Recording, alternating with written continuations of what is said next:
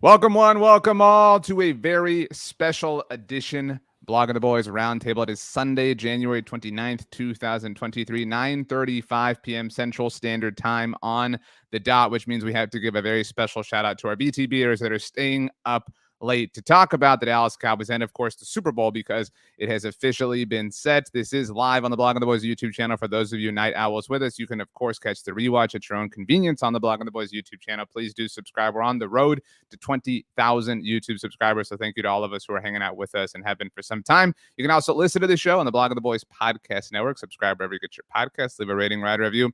My name is RJ Ochoa, and joining me in clockwise order, we have four horse people, rather, because we're starting with the one and only Jess Nevarez. Jess, what would you name your horse if you had one? Oh, that's a good one. I would name my horse, I'm going to go Taylor. I'm going to say Taylor, and to nobody's surprise, it's because I love Taylor Swift. So It would have to it's be a only white fair. horse. I was going to say it's only fair if it's a white horse, but I digress. All right. Well said. Danny Phantom, you have changed your background once again. The podcast audience cannot see that. This looks like more of an urban or modern home, excuse me. That's not the same Tahoe, sort of soiree you've got going on, is it? It's the default that comes with this. Yeah. I had a messy desk, so I had to resort to this. Okay. It looks like a resort, to be very clear. Tom Ryle, if you had to ride an animal, would it be a horse or would it be something else? Tom, you're muted, so I'm sure we're missing an incredibly appropriate answer.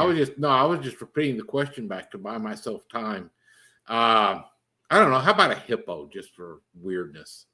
I mean, I feel like that's a pretty common thing, like in some parts of the world, for people to ride hippos. Maybe hippogriffs. The new Hogwarts Legacy game's coming out. I don't know if that's an option. I don't know. Have you ever seen a hippo in the wild? You really don't want to get on them.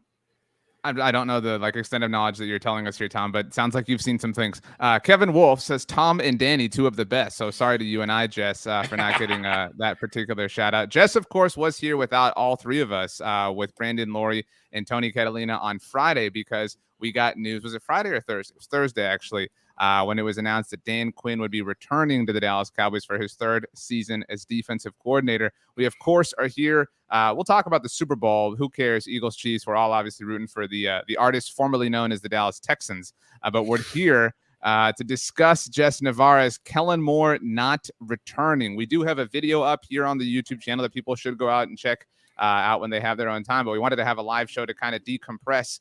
Your thoughts. Kellen Moore spent 4 seasons as the Cowboys offensive coordinator, 5 on the staff as a whole. That first year as the quarterbacks coach. Had some seasons that, the offense was incredibly efficient, incredibly pronounced, but obviously inconsistent over the last, year specifically, partly leading to the Cowboys outing against the 49ers a week ago today. So are you celebrating? Where's your lab? Are you as happy as Tom's hippo, I guess, is maybe the question to ask.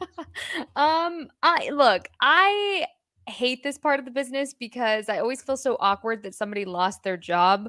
I just feel like that's mean, right? But in the sense of it was the right thing for the Cowboys to do, I'm happy that they are taking the correct steps that they needed to take, because all second half of the season, I'll say, I was really breaking things down. I would go back and watch film, and there was just a lot of things with Kellen Moore that were too inconsistent. And I think when you have such a veteran experience with Dan Quinn on the defensive side of the ball, you need that veteran experience on the offensive side of the ball to really onset. You even have Bones Fossil with your special teams unit there. So you need that veteran presence on your offense. And it was just showing the lack of inconsistencies.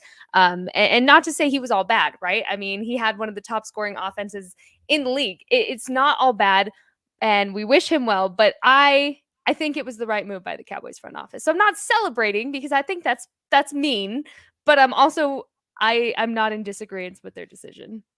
Mean is also a song by Taylor Swift, just to kind of stay on brand with everything that you're talking about here.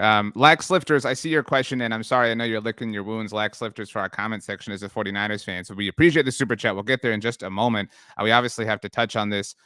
Jess, you said we wish Kellen Moore well. NFL Network reported that the Los Angeles Chargers had already reached out to him about a potential interview, and that the Tampa Bay Buccaneers are expected to have some interest. Obviously, they dismissed Byron Leftwich, the Chargers dismissing Joe Lombardi after their poor showing in the wild card round of the playoffs. Tom AJ says, only headline I wanted to see after the end of the season, I drank a beer emoji, talking about Kellen being fired. Fired is not the verbiage the Cowboys use, Tom, but this is a firing. This is them saying, we don't want you. You were under contract. We could have had you. We're good. Yeah, and I think them saying that this was a mutual parting of the ways has all the validity of Mike McCarthy saying that Kellen Moore was his choice to begin with. This is kind of, I think, in a sense, Mike McCarthy is wresting more and more control over his staff. I think this is a major step forward. It's going to be very intriguing to see Mike McCarthy return to play calling, because if you look at his history at Green Bay prior to the season when Aaron Rodgers got injured, he had some really good numbers historically. And I also see a possible addition by subtraction, because I saw someone, I can't claim this as an original thought, but they said many times Kellen Moore seemed to be using his play calling and his scheme to force Dak into being a pocket passer. And I'm really excited to see if whoever the new offensive coordinator is going to be, plus Mike McCarthy, can really start to use Dak's mobility. He's able to get yards with his legs, but he's also so good at throwing, whether rolling right or left, by moving the pocket around and stuff. And I think that is one of the things that was underutilized. And, we can talk about some of the other things, like no more running on first down when all you're getting is 1 yard in the future. Danny, quick question to address Lex Lifters. Again, a Niners fan. Thank you for the super chat. Lex Lifter says, "Yo, I hate when seasons end with what ifs. But if Purdy was going to end up getting injured, it would be interesting to see how them boys would have done." Danny Phantom, just kind of quickly, do you think the Cowboys would have stood a chance today in the NFC Championship game in Philadelphia against an Eagles team that was kind of not flat offensively? I mean, they weren't asked to do much. Do you think Dallas would have stood a better chance than the Purdy-less 49ers? Well, I mean, I think they would have stood a chance, because whenever you have Dak Prescott as your quarterback, you stand a chance. And it all depends on which Dak we got.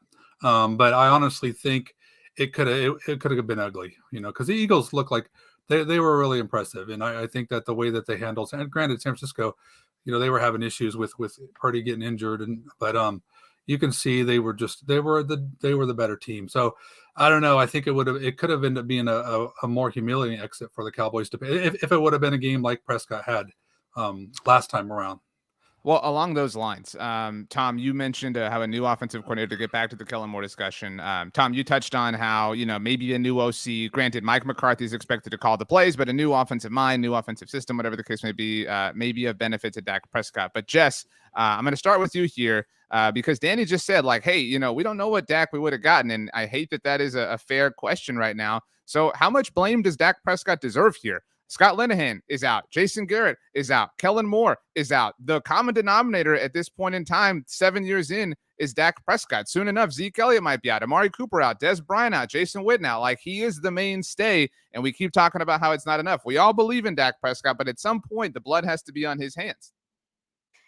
Yeah, I don't think Dak goes without fault. I think when you have that many interceptions in a season, and again, we can go back, we can break down every single one, and they're not all his fault. So what does that tell me? That tells me that is in direct correlation with your offensive game plan and it not being a scheme that fits your offensive weapons, including Dak Prescott. So for me, when I look at everything, and yes, Dak has gone through his fair share of coaches at that point, but you also have to look at Kellen Moore really being the last lingering touch of the Jason Garrett era for this Cowboys team. And Mike McCarthy really putting his stamp on what this team is now is essentially, granted, we don't know what the Cowboys front office discussions look like, but giving full control for that Mike McCarthy era to completely take over. I feel like Kellen Moore was just the last piece of that.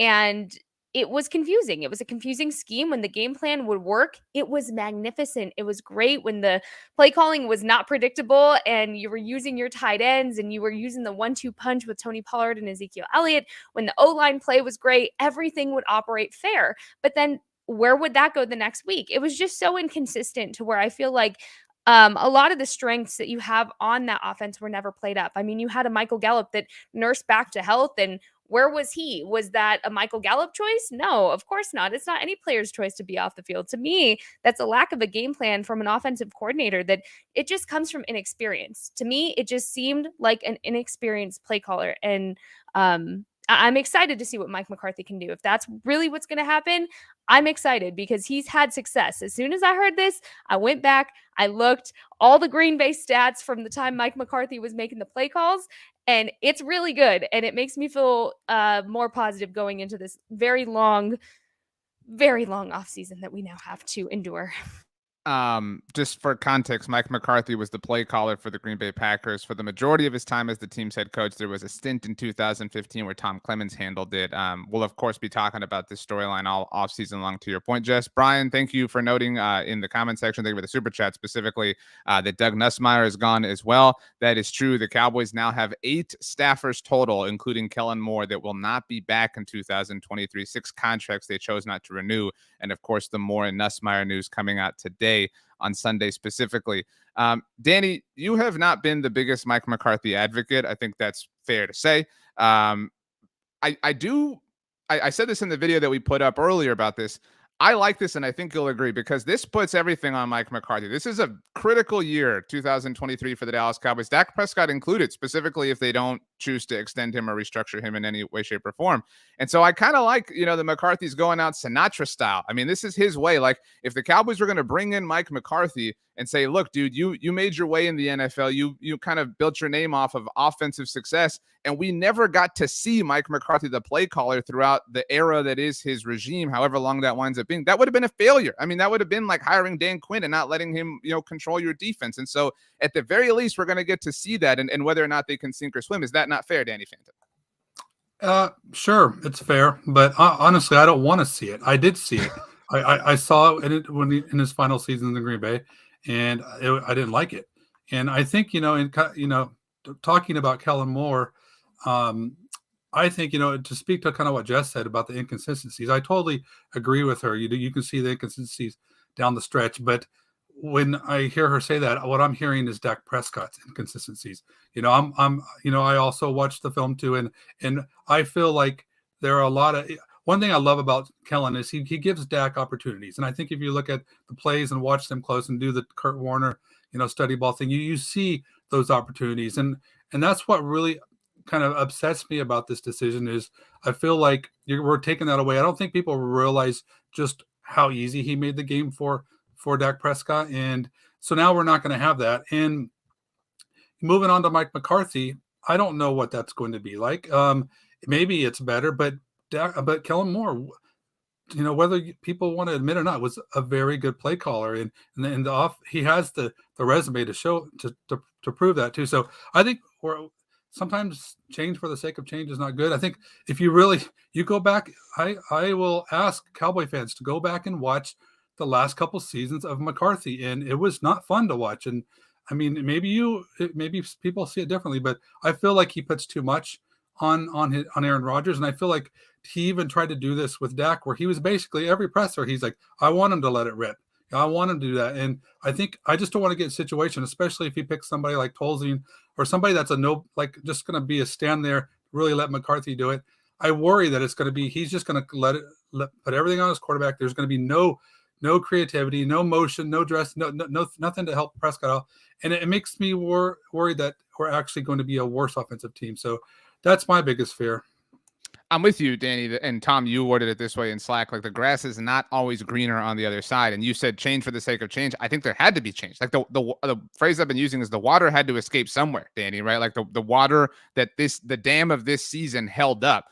You could not just run it back, which is why I think we're seeing all the changes. To your point, they may be, micromanaging to some degree, but it kind of had to happen based on the way things went. Tom, Vance Williams gives us a super chat, so thank you very much, Vance, and says, it is very crucial that Mike McCarthy hires an outside offensive coordinator. Danny brought up Scott Tolzien a moment ago. This offense was basically a mashup of McCarthy's last year in Green Bay in Linehan junk. We did see Mike McCarthy year one bringing all his pals, all his friends, all the good dudes, and then he moved on. He learned, he adjusted, he adapted. Mike Nolan, everything with water under the bridge. That water just stayed under the bridge. It didn't go anywhere. And even Kellen Moore, though, was kind of a symptom of the old Cowboy culture, right? Like, he was our guy. He was our favorite player, et cetera, et cetera. Maybe it's time to look outside the box. Tom, bring in somebody who, I don't know, you haven't known. Maybe somebody who Dak Prescott didn't beat out for the job that he currently holds 7 years ago at this point. Yeah, and thank you for putting that particular comment up for me, because there's something in there that I saw somebody bring up. They did a screenshot from the 49ers game that showed the Cowboys have 4 receivers go to the sticks and all turn around to face Dak Prescott. That was a trademark of Scott Linehan that drove us insane. And I cannot understand how that play is still in the playbook. If the next offensive coordinator does nothing more than rip that out and go burn it in Jerry Jones's office so that we never see that play again, I think that is a step forward for the Dallas Cowboys. It's also it was mentioned about Doug Nussmeier being gone. They've also replaced Skip Pete, the running backs coach, and Joe Phillip, the offensive line coach. Philbin. Philbin, I'm sorry. This is an overhaul of the offense, which, if you look at what the Cowboys did last year, it's the offense that needs the overhaul, because the defense, I don't think we've got too many complaints about them. They had kind of a lull, say, in the second half of the season, but the defense is not the problem, and I'm very glad Dan Quinn is back. Yes, there's a risk with Kellen Moore because you don't always know what else you've got coming. I think the best thing would be for McCarthy to get somebody in who is creative, who believes in motion, who likes to move things around and come up with plays that help his quarterback, and then give McCarthy the play sheet to pick from, and let's see how that will work. But yeah, this may be the final rooting out of some of the things that we've been complaining about the offenses in Dallas kind of since the beginning of the Garrett era. I mean, if you think about it, the Garrett, sort of, I don't know, fingerprints bleed all the way through to today, obviously, with Scott Linehan kind of following and them working, in parallel, and then Kellen Moore becoming a part of things. I mean, we've been kind of on this ride since 2007, Tom, is your point. Jess, Brian, thank you once again for the super chats. There's only 19 rushes against the Niners, 12 in the first half, 7 in the second half, 0 runs from Malik Davis after Pollard got hurt. We were never out of that game. Good defense, so run it outside with Davis. And Jess, I think the point here is, Cowboys fans want to see something different. I hate to call things like predictable, just because we don't know exactly what intentions are and things like that. But Malik Davis, at least the idea of him in the division round against San Francisco, represents a deviation, right? This is a Cowboys team and a Cowboys offense that has liked to do things they are very comfortable with, whether that's staffers they're comfortable with or Zeke, right? Like, Zeke's the guy, and we all love Zeke. Thank you for the good times, but Tony Romo said it best. This is a meritocracy, and Zeke Elliott wasn't winning that meritocracy this year from an explosion or an efficiency standpoint, yet he was the one kind of getting the bulk of action when Tony Pollard got hurt at least a week ago.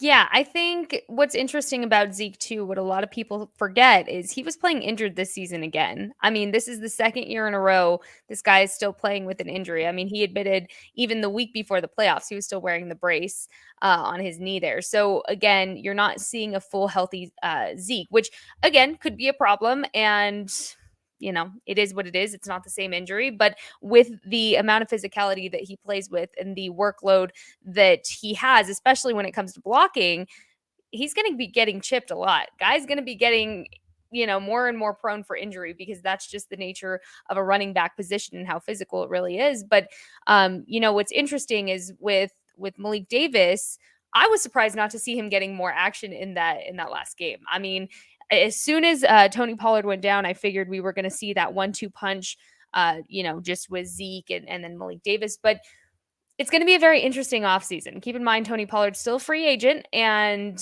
things, I think, negotiation-wise got a little more interesting for him with the injury that he's now, overcoming post-surgery. So I think that'll be an interesting conversation in the offseason. But, I don't think Zeke is worn down or not valuable anymore personally, because again, like we said, the grass is not always greener, and I don't know. Maybe that's the hopeful Cowboys fan in me, and the Zeke the freak days are just they're not done for me. I think Zeke brings value, but if I had to pick between Tony Pollard and Ezekiel Elliott production wise, obviously you go with TP. It's going to be a very interesting offseason to see what the running back situation looks like come the start of next season. I don't think you're alone on Team Zeke, so to speak, Jess, but there's a lot of property available for rent, at least in the neck of the woods that you're hanging out is how I feel. Danny Watsamata has given us a super chat, so thank you very much. Watsamata says, do you think from here on out Mike McCarthy is calling all the shots on coaching moves without Jones's interference? Now, Danny, this is the Cowboys. It is Jerry Jones's team, so there is sort of like an understood level of involvement. We don't have to relitigate the last 30 years of the Jones dynasty, so to speak, but does this not, Danny, again suggest that Mike McCarthy is kind of, at least influencing things a little bit more? And again, I know that you don't have a high level of faith in him, but that is kind of nice, right? Like to see the coach have some, level of sway. I mean, is that not fair to say in even the tiniest sort of sense? Yeah, I mean, it all depends on if your coach is doing good things. I mean, I think that McCarthy, obviously this is clear. When we kind of even, I think Tom and I even talked about this a couple of days ago. It's like, I just sensed in the pressers, I can kind of sense that McCarthy just really wasn't, all in with Kellen, and so this isn't all too surprising. But yeah, you know what? Let McCarthy go down with the ship. Let him have run the team he wants to, the way he wants to. I really think that, I mean, he's to me, it's like whenever you're a head coach of the Cowboys, you don't never have full control. Unless you're a Parcells or a Jimmy Johnson, there's always going to be a level of influence by the Joneses. But I will say this: I don't think happens with play calling. I do think it happens with personnel. Like, let's make sure Zeke is part of our team, even though he's averaging 2 yards per carry.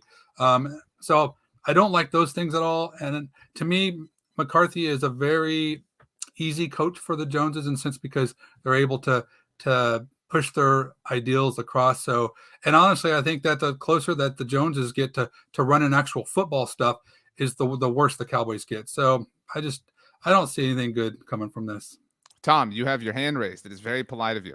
Yeah, I was just going to say, to add to Danny's point, any level of control the head coach has in Dallas is a season-to-season thing, because the Joneses will snatch it back if they think they need to. They'll, they can be negotiated in or convinced or just sometimes kind of forced into giving it up, but they can always reach out and pull that back. So, McCarthy's going to have to do something with this, or it's just going to, go back to something we don't like. Okay, let's blitz through some of these comments. We have a lot of people here tonight, so seems like a lot of people like to stay up late on Sunday nights. I don't know what's going on in people's lives. Obviously, no Cowboys games to talk about, though. But so Shane Davis says, if McCarthy were to fail at play caller, there's no turning back. It would mean cleaning house. If he hires an outside offensive coordinator, it would be safer and possibly more impactful, in my opinion. Just quickly, I want to focus on the first half of that. If he fails at play calling, there's no turning back. That's a good thing. Again, I mean, I recognize that would lead to not a fun fall, but like we would have a definitive answer, right? Like, and that's my point is you have to get that definitive answer one way or another. You have to learn beyond a shadow of a doubt that Mike McCarthy is or is not the guy. What would suck is if Mike McCarthy was dismissed and we never saw him call plays, and then he wound up somewhere else and he was calling some elite offense. So we say, man, we had that in the building and let it walk.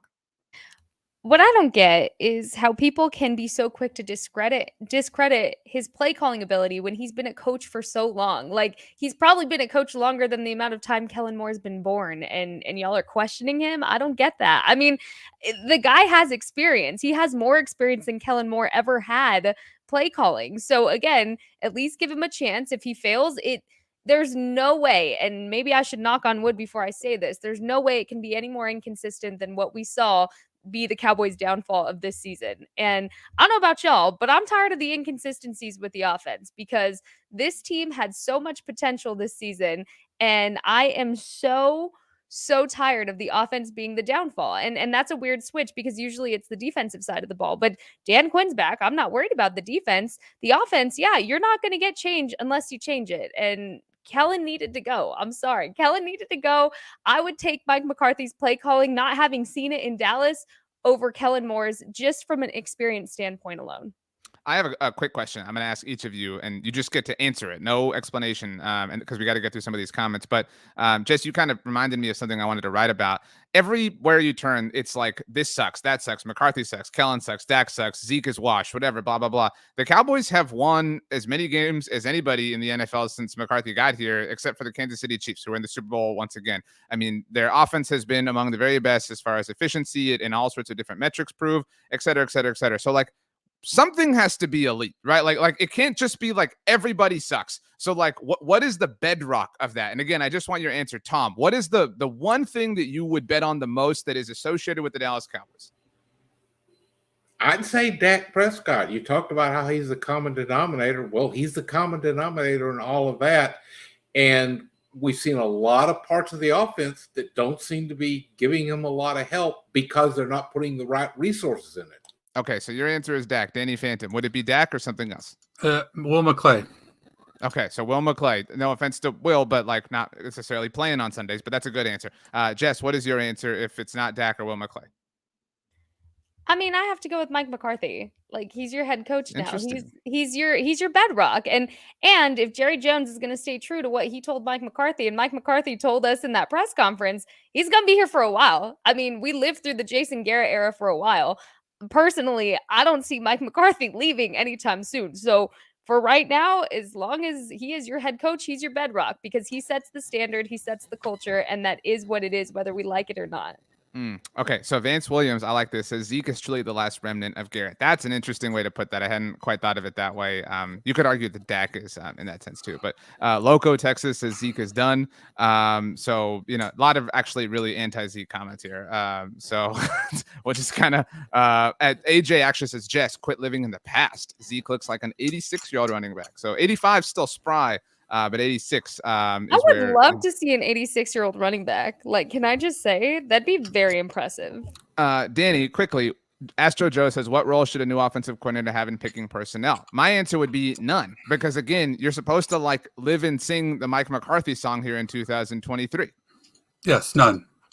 Okay, I don't know if that's sarcastic or not. Like again, it's no, it is. Okay. But I would like, since they didn't stick to one word, I wanted to say. My reasoning was, I want to say McClay, actually, if you look at he's the only guy, if you want consistency, he's the only guy that's doing his job successful year in and year out. McCarthy was terrible in 2020, and he was terrible the last couple of years when he got fired in Green Bay. Dak was not playing well this year. So if you're going to look at, the one thing that the Cowboys can depend on, and it's that their ability to build a roster and bring in good players year in and year out. And I think everything else is wild cards. McCarthy may be the guy. Maybe he brings the right guy. Maybe he's better. I don't know. Honestly, it's going to fall on the arms of Prescott. The Cowboys go nowhere without a good Dak Prescott. So I don't know. I just think we're entering dark waters, RJ. I think this is going to be a really interesting. I hope interesting is the right word. I think it's going to be a very interesting year for the Cowboys to see where they go, because it could be end up one of those pushing the reset buttons, come 2024. I would just offer, just to push back, and we'll talk about this as we get closer to the draft, obviously. Like, I love Will McClay. Like, I'm the same way I love McCarthy or Dak, whatever, but like them, he has his flaws. I mean, we sat here for most of the season and lamented about day two picks from a year ago and how they weren't helping the team, and Kelvin Joseph and Deshaun Wright. Jalen Tolbert this year. And that's not to say they can't become contributors to the Cowboys in the future, but like, we can't just be like, well, he hit on Tyler Smith, so boom, like, check out the rest of the draft. Like, those are impactful things. Let's see here. Alex Chavez, thank you for the super chat. Says, unfortunately, why is it unfortunate to agree with RJ? That I don't like the presentation there. Unfortunately, I'm with RJ. I think Kellen Moore set us up for success, but unlike RJ, I think Dak may be what held us back. We will soon find out. I don't think Kellen Moore set anybody up for success, Tom. I think he orchestrated it.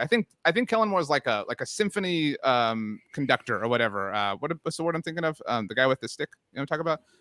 Is conductor the right word? Yeah, it's a conductor. The guy in front that waves his hand around. Thank you, Tom. So the maestro. Thank you, Danny. The That band was so director. bad. But like my point is Kellen Moore's not the dude like, playing the trumpet or the clarinet or the saxophone or the, I don't know, the snare drum, but like he is a part of the overall sequence, Tom. Like I'm not trying to take away from him, but like he's not on the field. Like, and again, I'm not trying to diminish the value of coaching, but like he is a reason, but he's not, a main reason in my mind. Yeah. His job is to kind of put it together. And I love the phrase putting his players in a position to succeed. That's his job. McClay and his people, their job is to get the right players.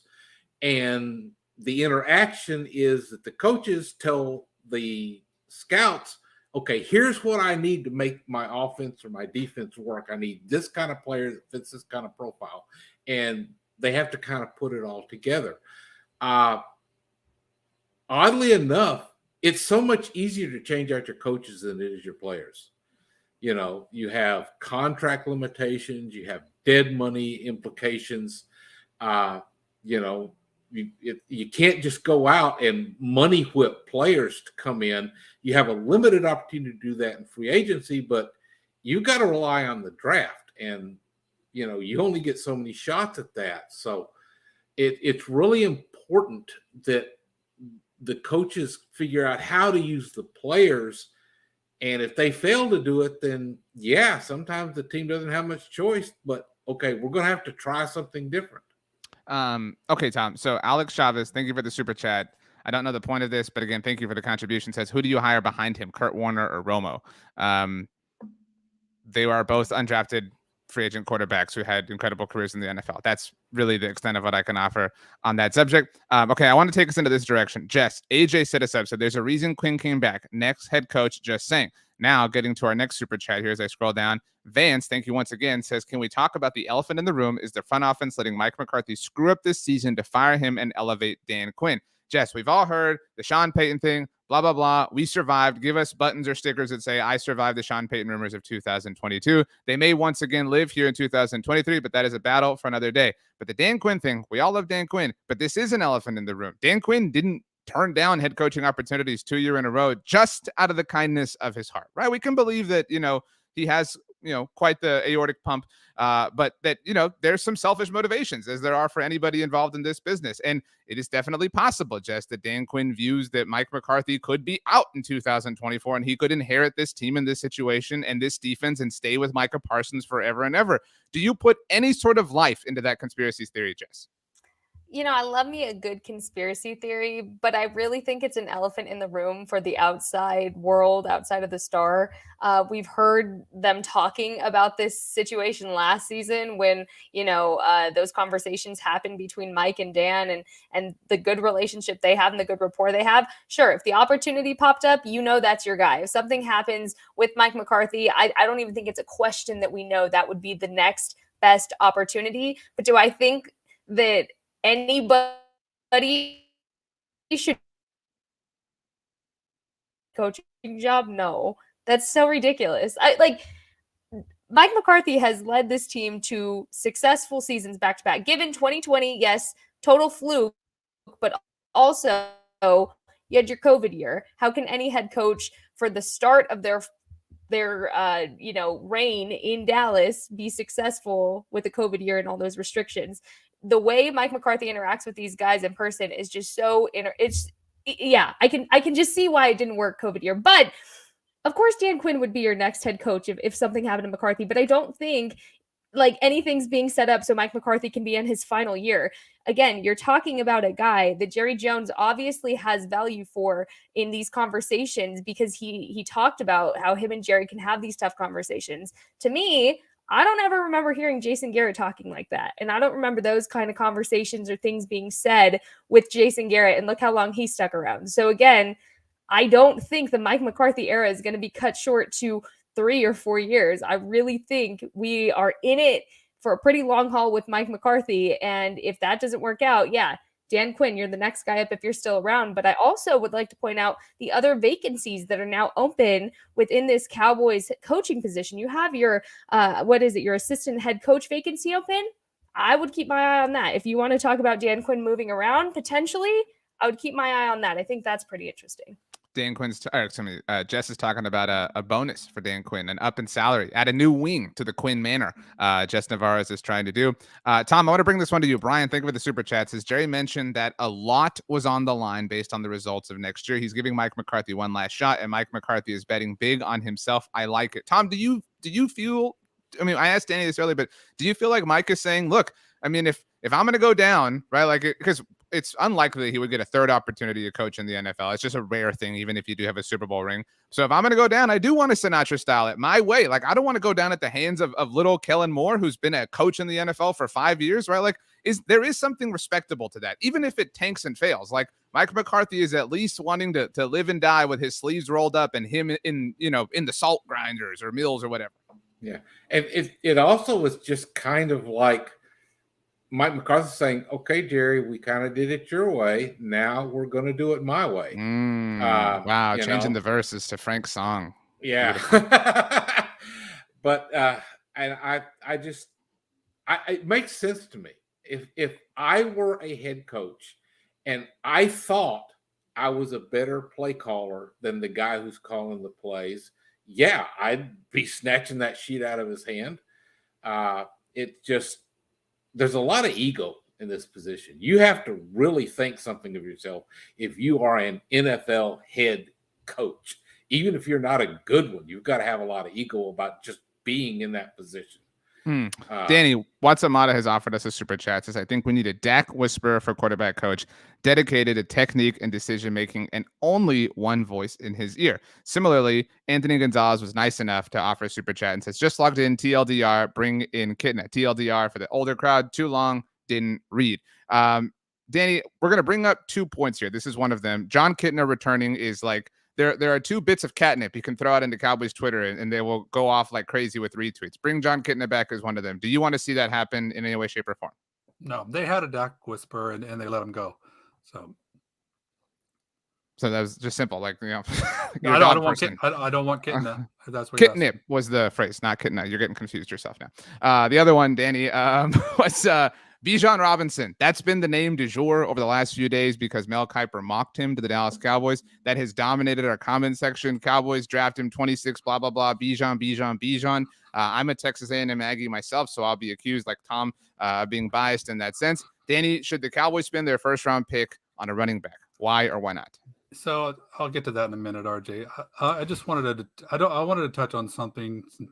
I think we're assuming that it's the Cowboys' decision to move on from Kellen.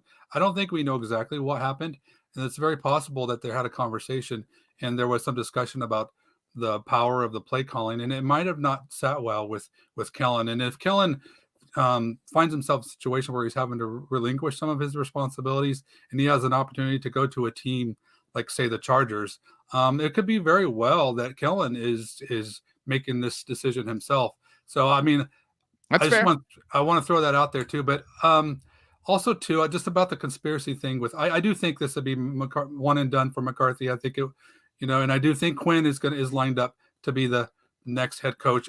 And you're right. It's like, let's just give him all of his opportunities, do what he can, see if he has it. I think the Joneses have this belief that he did it, a decade ago or so, that he has it in him, and the game hasn't passed him up. There are a lot of things that McCarthy does well, and I don't want to just beat down on him. But anyway, the first round pick, when you're picking 26, 20, it could be anyone. I'm not going to rule out a running back.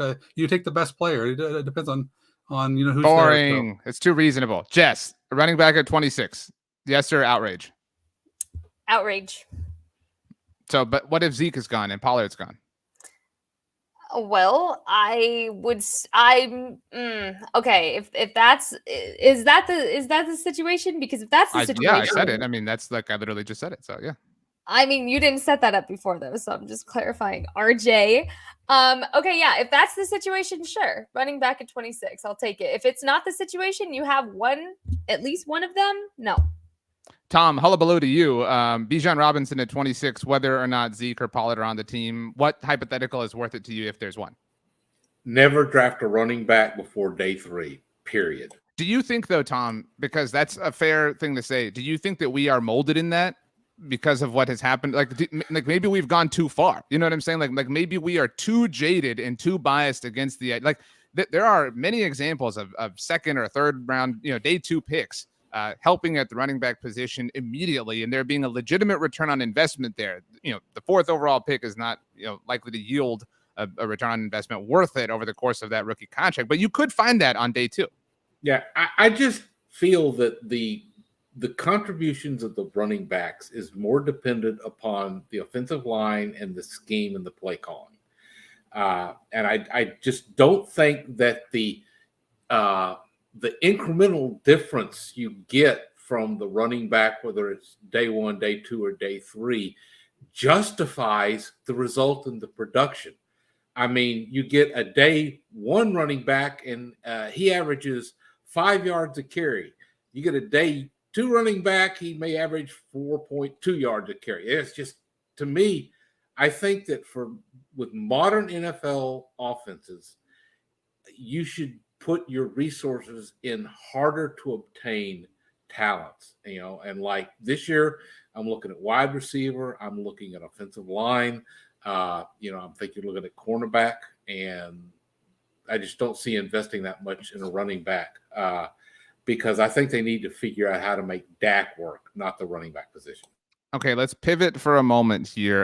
We are speaking on Sunday, January 29th, after the conference championship game. Super Bowl 57 is set. The Kansas City Chiefs are the visiting team against the home team, Philadelphia Eagles, which thankfully we don't have to deal with the Eagles logo facing left on the left side and facing away from, the graphics in the middle of the screen. That has bothered me for a long time in a lot of ways. That isn't super obvious. But that being the case, Danny, I'll start with you. How much will it suck if the Eagles win the Super Bowl, which they're 60 minutes away from doing? And if they were to do so, Danny, it's worth saying what the narrative would be. Their 2 Super Bowl wins would have come against the GOAT in one of his finest hours, in Tom Brady, obviously, and against the modern GOAT, to use Tom's word a moment ago, in Patrick Mahomes and Andy Reid, their former coach. I mean, it would be, in a season, this has been the Madden season for the Eagles. All of their players are dominating, all pros, Pro Bowls. All right, they have stop, every RJ. single thing. So, how much will it suck? Contextualize it for me. Oh, the words cannot describe the level of suckiness that we would be subjected to for this. I try to be a grown up when I answer these questions, and and talk about how the Eagles, they have a good team and they've done a lot of things right. And if it was a regular team, I would be very proud of them. And I would give them their props, but I just hate that team so much, and I hate their coach so much. And I honestly, people will credit them for the way they just flip their, their should. team. They deserve that credit, and they deserve it, absolutely. But it's not the way I would like to run my life and do things. Even though people love the results, but I like the journey sometimes too. I like going about things the right way. And so I'm not envious of the Eagles process at all. The results, fine. Process, no. There's nothing about that team that I like. I think their fans are mean. I don't really, I don't know what, it's the highest, you know what, before coming on here, the Kellen Moore, my favorite coach, is moving on. The Eagles are advancing. And I stepped in cat vomit too. This has just been terrible. I didn't know the catnip thing was going to be so sensitive for you. I think my granddaughter fed my cat some chicken nuggets that she shouldn't have, and now it's so. Anyway, that's how I would contextualize it. It's like stepping in cat vomit. Danny, are you okay? I feel like you need a hug. I just feel like you know what? had a day. That was a tough question. I just and then to bring the Eagles in this, it's I don't know what RJ's trying to do. What is the cat's name, Danny? The cat? It's Octavia from some show my daughter likes. I don't know, the 100s. Okay. We'll all hug after this, to Jess's point. I'm gonna need a big old 90s sitcom group hug. You know what I mean? Where we friends on 3. We'll do that in a little bit. Vance is sending hugs your way, Danny. You've ignited the emotions and the thoughtfulness of the crowd. AJ said, "Damn, Danny." Damn Daniel. I don't know if that's actually your legal name, Danny. That is the meme from whatever it was, 2015. Do you own white vans, Danny? I guess while we're on the assumption. That's whatever. I don't know if that reference is lost on you. It seems like it might be. Okay. Jess, how much will it suck We have to reckon with this truth. Like Danny can hate the question, but again, we're 2 weeks away from that being a potential reality that we have to live in. All right. I'm on the opposite end of Danny in that I'm going to see my glass half full in what's happened recently, given we got a new Taylor Swift music video. Dan Quinn is acquired. Sorry, Danny. Kellen Moore is out. I'm good with what's happened this offseason. However, if the Eagles do win, the only thing that I can say would be a benefit is that it kind of lights a fire under the Cowboys' butts to really, really get it together and say they're not settling for a loss against this team next season because they cannot afford that kind of embarrassment. And that's exactly what it would be. Every game after that would be a prove it game. And that's really the only benefit I see of it. Other than that, if the Eagles win, this Super Bowl didn't exist to me. Never happened. Never saw it. Don't know what you're talking about. Rihanna had a concert. That's really cool. Other than that, don't know what you're talking about. If the Eagles win, it didn't happen. For me, I'm gonna live in blissful ignorance about it. Do you know who performed at halftime of their other Super Bowl victory, Jess? No, not off the top of my head. Was it Shakira? It was that was the Chiefs win. It was Justin Timberlake. And I remember he had that moment where he took the selfie with the kid, and that was like a big old thing. Like when he went up into the crowd. I was a little bit disappointed. Like I love the Super Bowl halftime show, and JT's such like a great, kind of like, I'm not a JT fan, so I'm just gonna say it would make sense that the Eagles would win the Super Bowl with the JT halftime performance. But Rihanna, I'm a big Rihanna fan, so really at this point watching for the commercials and the halftime show because man, I don't want to see the Eagles win this one. I don't want to see it. It will make the offseason feel 10 times longer, and I don't want to go through that again. The Eagles fans on Twitter are already starting. I don't want to deal with them, RJ. I can't deal with them already. It's too much. I will say, as a Houston Astros fan, when we won the World Series a few months ago, it was like, well, last time this happened, like, and I'm king of the last time stuff. I would feel a little bit guilty. I'd feel like, at what cost did I root for my Astros to win the World Series again? And then I would feel really guilty if I rooted for it in the future, and if they were to, win it again, in the future, like, wonder, like, am I part of the problem here? Tom Alex offers a super chat. Thank you, Alex, and says, if Philly wins, it goes to prove that we need a better quarterback. I don't want to stick on the quarterback thing, Tom, but it does kind of prove Jess's point. I mean, it is such a copycat league. We do generally see the teams that have success, that win the Super Bowl, teams try to model themselves after that. For that team to be in Dallas's own division, I do think there is an argument that would be embarrassing enough for the Cowboys to say, okay, we finally have to, get off the proverbial pod and get active in free agency. The Brandon Carr thing was 11 years ago now. Yeah, it is embarrassing. And I'm sure the Eagles are going to really be beating their chest about going through Daniel Jones, Brock Purdy, Josh Johnson, and a one-legged Patrick Mahomes if they get the Super Bowl victory. Luck is such a huge factor in the NFL. And the Eagles got handed such a heaping ton of luck today. Even their strength of schedule all season long, just to add to your point, Tom, was not exactly, intimidating. Mm-hmm. I mean, and some of that is the NFC Eastness and the divisions that our division played. I mean, and Dallas had those opportunities too. I mean, so let's, be fair in every sense. But yeah, they got to play the AFC South. I mean, it was kind of a rough and tough year for teams playing the NFC East specifically. Yeah, if Mahomes was healthy, I don't think this would be a very close game coming up. So we'll have to see how Mahomes recovers. And the Chiefs had a lot of injuries during the game. So I hope they all get a whole lot better because, as I said on Twitter, for the next 2 weeks, we are all Kansas City Chiefs fans. Danny, I want to ask you each another Eagles question. So I'm sorry. You can pass if you'd like. But Vance says, you would think 30 years of no NFC title game would be motivation for the Joneses. Danny, I hate to say this, okay? And I tweeted this.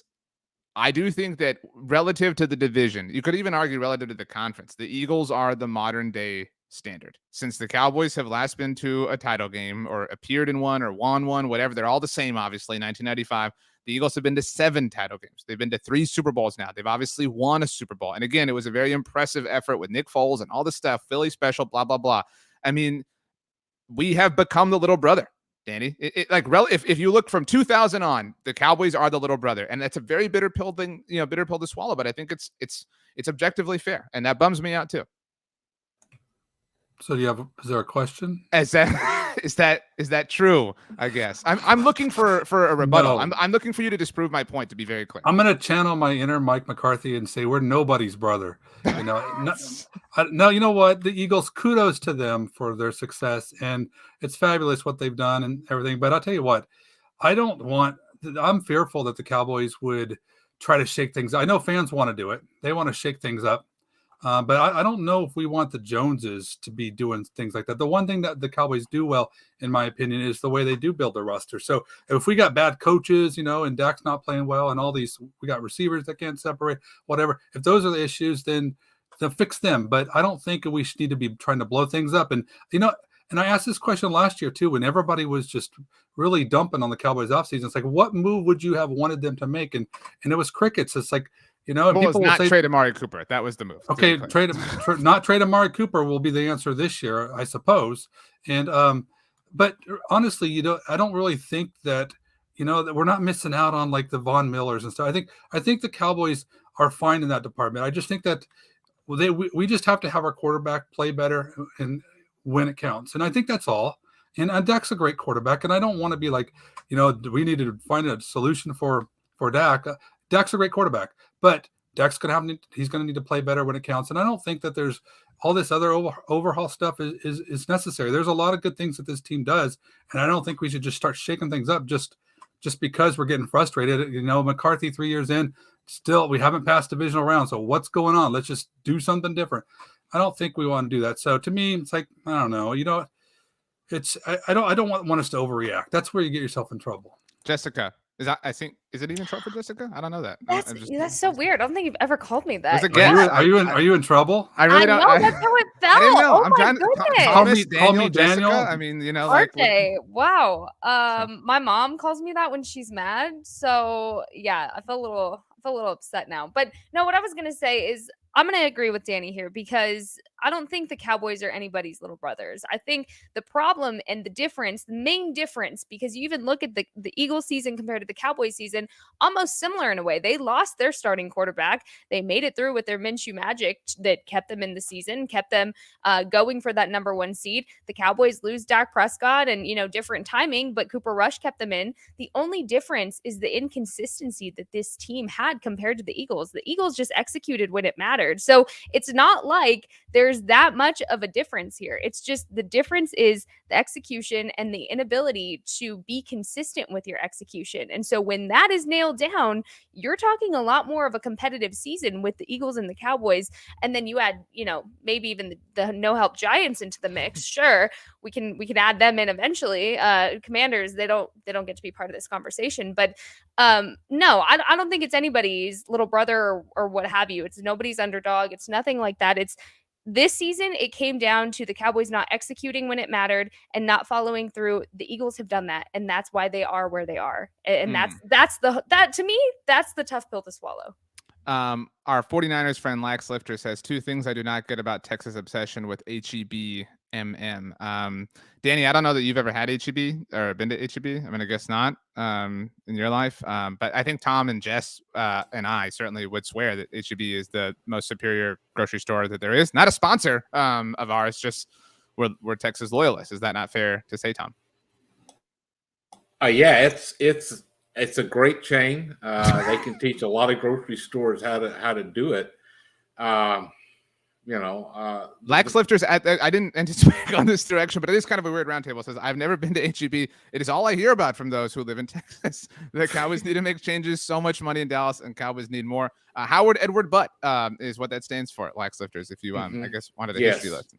It's HEB and Whataburger. If you live in Texas, those are kind of the 2 touchstones, and you drink Dr. Pepper. So that's just how it goes. And your barbecue is beef. It ain't pork. So I will say I'm not a big Dr. Pepper guy, but I'm not like a big fan of Waco in general. So like I'm cool with it. I mean, it's cool. Whatever. Astro Joe says that HEB is the Buc-ee's of grocery. Also, an important staple. Absolutely. Buc-ee's. Yeah. Sorry, Danny. Danny, we'll get you down to the Lone Star State and kind of put you through the rite of passage. So just tell me what aisle is the cleaner to clean up cat vomit. That's right. Okay. I think it's aisle 24. Yes or no, Tom? Is Jalen Hurts better than Dak Prescott? Now, to be very clear, No, but none of us can win the argument, even if you say no. We can't win that argument online until Dak Prescott does something that this franchise hasn't done in a very long time. That the argument is lost. So it's just, do you believe it in your heart? Are you willing to kind of fight the internet on this, Tom? Who's the better quarterback in your mind? The better quarterback is Dak Prescott. Jalen Hurts is a heck of a running back. Does anybody think that Jalen is the superior player? I think all I give him is he's the better player in 2022. I'll give him that. That's totally fair. I mean, but that's as far as it goes. Kevin offers. Look, I'll give him that he's better with the RPO because the play calling that is being done in Philadelphia is working for their quarterback. Couldn't say the same for the Cowboys this season and Dak Prescott and Kellen Moore. So, okay. One last thing each of you can offer. I told these guys it would be 30 minutes and we're here at the 55-minute mark. And so they're all troopers. So they all win the round table. So that being said, Jess, you get to go first and then you get to pick who goes second. Each of you can say anything you want, whatever. It could be Cowboys related or HEB related or whatever you want at this point. I just want to say, I know this is a very long off season and it's so easy to sit there and watch this Super Bowl and be like, oh, if the Cowboys were there, you're going to be miserable if you do that. The Cowboys are not there. Trust me, I'm right there with you. I wish they were, but just try to watch the game and not compare it to the Cowboys. I know it's so hard, guys. I do it all the time. But dang, some of y'all are toxic on Twitter and that mute button is becoming my favorite feature. So chill, please. But all that to say, I'm glad to be here with you guys on this lovely Sunday night. And it's been fun. And HEB is a great store. So you need to go to HEB if you haven't been. Tom, Danny, I know you both have to go, but that one's hard to beat. And I just want to offer my 2 cents quickly. I'm not above admitting that in the past I've been, doom and gloom, and I've sort of felt like, oh, the Cowboys suck. I mean, like if anybody follows me on Twitter, I think that again, I'll self-own in that sense. I don't know if I've matured. My son is over a year old than us. Like maybe I'm just like deeper into fatherhood and like that's what it is. But like we don't have to do this thing that Jess is talking about. Like, and any turn, any blow of the wind, be like the Cowboys are idiots. The Cowboys are stupid. Like it doesn't all mean that. There are mistakes that they made, but like to act like we live in some reality where they are just, that's why I asked, like, what is the elite thing? I would offer there are multiple elite things associated with this team, but to your point, Jess, they weren't elite or efficient or consistent when it counted. So yeah, we don't have to like take every opportunity as like this prime stage to dunk on them. Those are my 2 cents. You get to pick who goes next. Tom, what do you have for us? I just wanted to chime in on the fact that, can't we cheer for the players to do better, to have peak performances, to be exciting, for them to go out and get some new talent. This is the time of year when you can look for good things. You can hope for good things. Now, we'll see some disappointments, I'm sure. Free agency is coming up. That's almost always guaranteed to be the disappointment for the Cowboys. But to me, this is kind of like, the season's over. I've gotten to take a breath. Now there's a lot to look forward to, and, just about the time I was sitting around today thinking, well, what are we going to write about? Ooh, we got a topic that's going to keep us going for a minute now. And so now all I've got to worry about is the snacks I'm going to be picking up at the grocery store this week so I can have them while I'm not watching the Pro Bowl yet again. The Pro Bowl Skills Challenge, to be very clear, Tom, the commercialization behind that has been very, very, very obvious. Wow. Okay. By the way, I think that Mrs. McAllister said the season of perpetual hope is actually Christmas, not the off season, but whatever. Danny, you're up. Yeah. I just want to, reiterate what my, fellow guests have said tonight, and to you want to keep things positive, and there's a lot of things to be excited about, covering this team. I personally really enjoy the offseason. And while it was really sad to hear the news of Kellen, I can't help thinking about, well, what's the Cowboys going to look like next year? Who are we going to get? There's just a lot of possibility. We're going to have another draft and, just kind of add some more young players to this team. It's the time where you get excited for players like Terrence Steele, who, are up and coming. The Cowboys have a lot of those type of players. So there's always reason, to be excited. And I think a lot of fans, we get attached to those emotions that come with how our season ends. And, that sucks. But at the same time, it's a fun ride. And I just hope people are taking time to enjoy the ride because, it's a good time. My one thing, since none of you asked, was, the Chiefs kind of owe us. Tom, you mentioned this establishment, but we let Kansas City have Whataburger. I know that was like a Patrick Mahomes sort of thing, but we let them have it. All right. I know there's some in Arkansas and Florida and like along the Southeast, areas. But this one, like, you owe us, Chiefs. All right. We improved your life significantly here. So please keep the Eagles at bay. We don't want to have to deal with this. These next 2 weeks are going to be long enough. Kevin did ask, what's my one thing? So I appreciate Kevin. I don't appreciate any of you. Also, I changed my mind about having a roundtable winner. I know I said it would be all of you, but again, that's not going to be the case. Tonight's roundtable winner, Octavia the cat. Obviously a tough night. Hoping Octavia is nice and healthy. Danny, I want your cat to feel better. Obviously, if there was a throw up sort of situation, that's not a good thing. Where were the chicken nuggets from? Again, while we're on the subject of giving, advertisements to non-sponsors. It was from McDonald's. Okay. Well, they're good. So when we go to bed tonight, we can all just picture Octavia the cat throwing. What color is she, Danny? What color is her fur? She is calico, all kinds of colors, and she's really old. She wasn't even our cat. My wife found her under the shed, and just like she's became our cat. But I think her time is growing near. Danny, what the hell? Oh my gosh! Hey, you brought her up. I really like to need a hug. At least she's the winner of the round table. That's a good way. And for our next episode of Depression with Danny, please tune in next week. Danny, she has 9 lives. So I don't know about that. Wow. That was tough. Tough way to land this plane after that. I